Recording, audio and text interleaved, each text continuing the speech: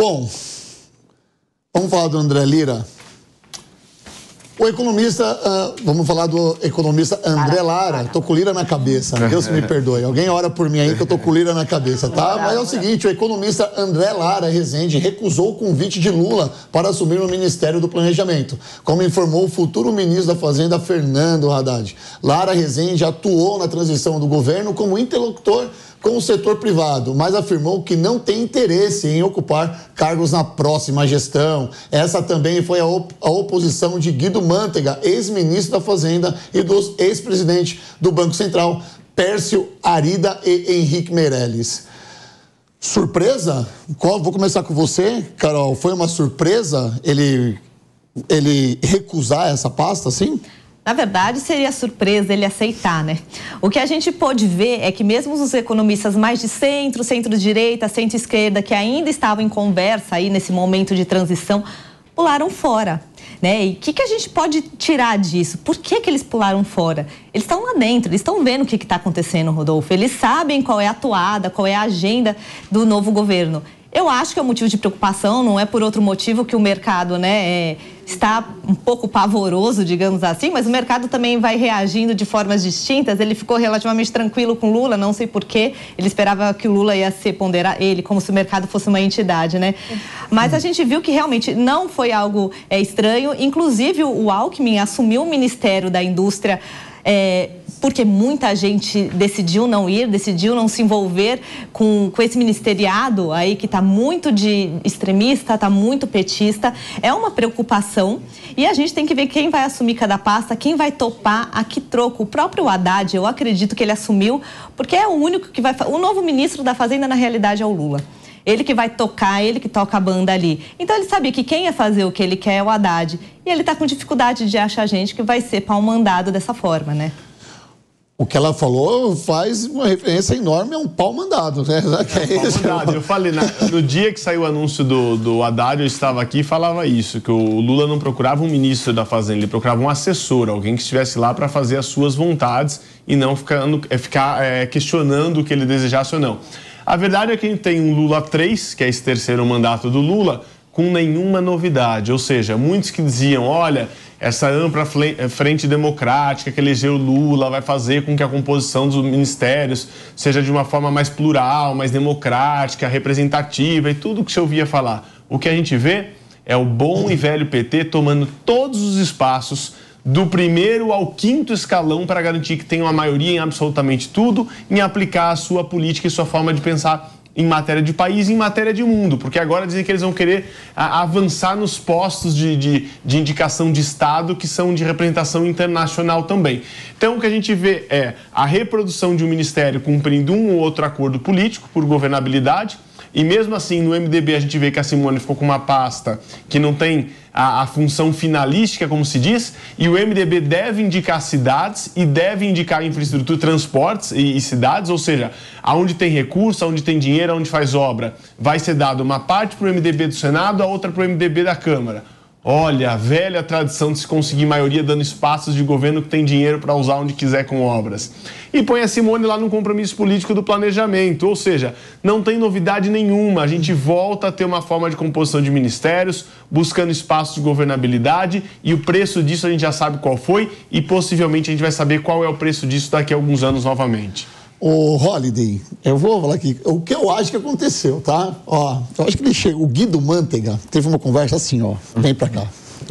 O André Lara, pula fora, meu irmão. Você acha que teve essa conversa ao pé do ouvido? Eu acho que foi bem parecido, porque o negócio é o seguinte, Rodolfo, uma das coisas que eu acho mais vergonhosa, que eu achei mais vergonhosa nessa eleição, foram os liberais que não tiveram coragem de assumir uma posição.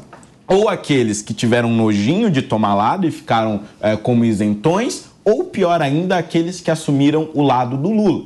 Porque, veja, essas pessoas assumem a bandeira petista ao longo do segundo turno, chega o período de transição, vem o desastre anunciado que é o governo Lula e pulam fora. O Meirelles ficou fazendo campanha pro Lula ao longo de todo o segundo turno. Bastou ele fazer os primeiros ajustes ali, depois do anúncio do TSE lá da vitória, que o Meirelles, alguns dias depois, disse: olha, gente, o Lula dilmou, viu? Deu errado. Boa sorte pra vocês.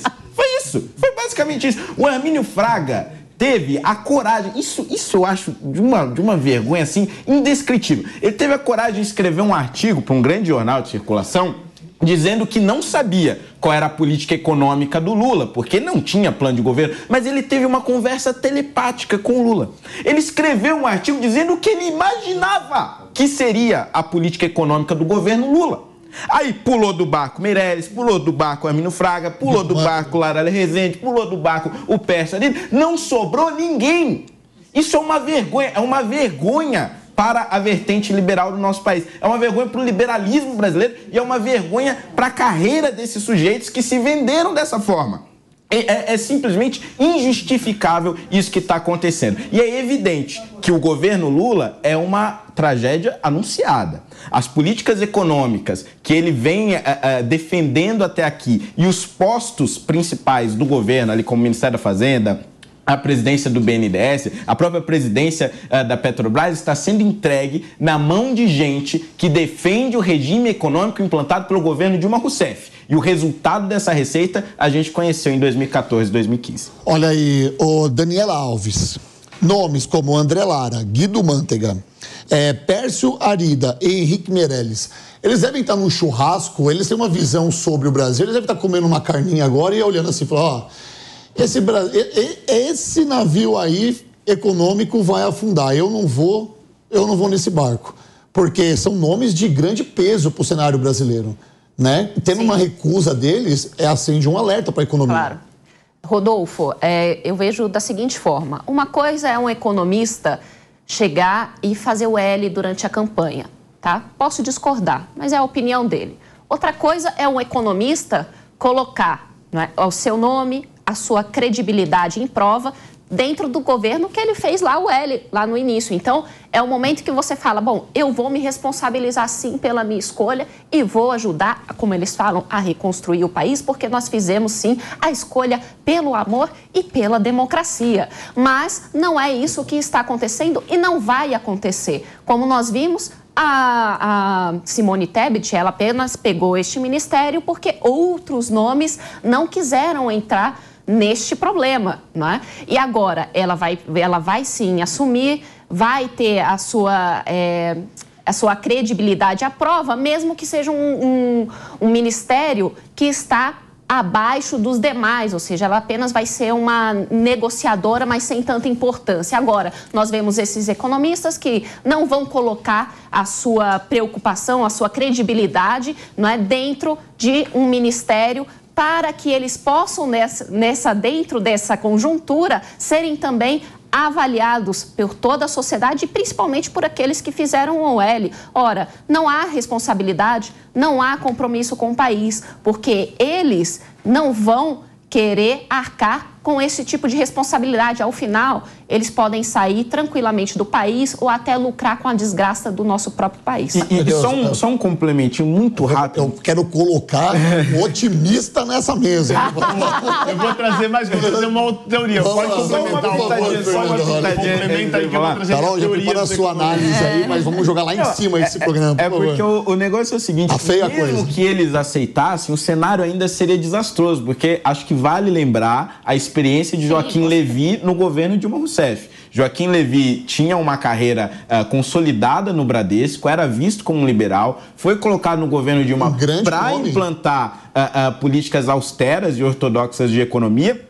Não conseguiu, porque todo o resto do governo era petista raiz e foi escrachado do governo. Ou seja, mesmo que algum desses liberais aceitasse um desses cargos no governo, muito provavelmente teria o mesmo destino que Joaquim. Agora, fizeram essa escolha sabendo de toda essa conjuntura, sabendo isso, e fizeram um L. Então, a parada da frente ampla era uma falácia.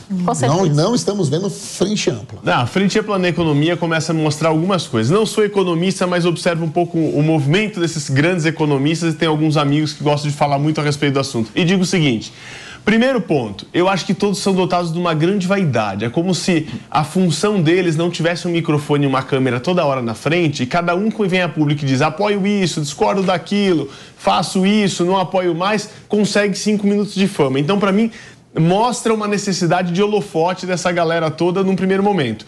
E num segundo momento eu fico aqui pensando, o quanto será que essas pessoas que conhecem bem de economia, de mercado, do quanto se ganha com isso, com aquele investimento, não acabam utilizando seus apoios, suas afirmações, suas retiradas de apoio para lucrar com isso? Com certeza. E aí eu me pergunto, o quanto o movimento de um grande economista de renome dizendo que apoia isso, ou depois retira no apoio daquilo, não faz com que a ação suba e desça e alguém ganhe milhões com isso, até porque a grande maioria deles vende assessoria e consultoria.